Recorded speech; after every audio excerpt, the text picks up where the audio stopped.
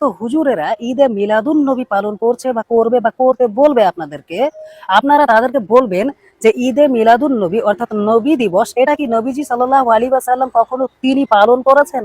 তার সাহাবায়ে কেরামরা কি পালন করেছেন? ইভেন চার ইমামগণরা কি পর্যন্ত এটা করেছেন?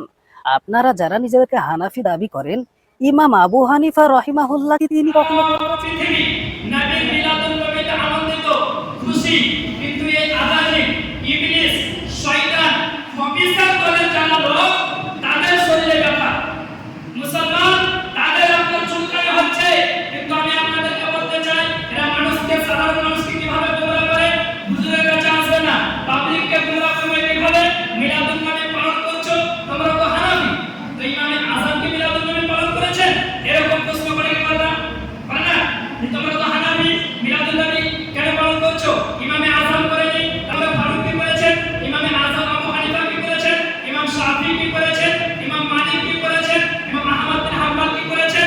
এরকম ভাবে মানুষকে গুমরাহ করে। কিন্তু আমি আপনাদেরকে বলতে চাই মুসলমান, ইমামে আযম আবু হানিফা থাক, ইমাম শাফি থাক, ইমাম মালিক থাক, ইমাম আহমদ বিন হাম্বল থাক, চার মাযহাবের ইমাম একদিকে সারা পৃথিবীর ইমাম মুহাম্মদ রাসূলুল্লাহ মিলাদুন নবী নিজেই পালন করেছে, বলেন সুবহানাল্লাহ।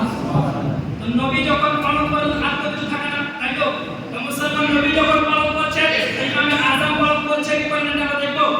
এই মুসলমান যদি বলে যে মিলাদুন নবী ইমামে আযম পালন করেনি, তাই চলবে না, তাকে আমি উত্তরে বলবো নবী পাকের জামানায় মসজিদে মেহরাব ছিল না, নবী পাকের জামানায় পাক্কা মসজিদ ছিল না, নবী পাকের জামানায় টাইলস বসানো মসজিদ ছিল না। তো যদি নবীর জামানায় না থাকার কারণে এটা যদি জায়েজ হয়ে যায়, আরে মিলাদুন নবী ইমামে আযম আবু হানিফা না করুক, আমার নবী মুস্তাফা যেটা করেছে সেটা কি করে না জায়েজ হতে পারে?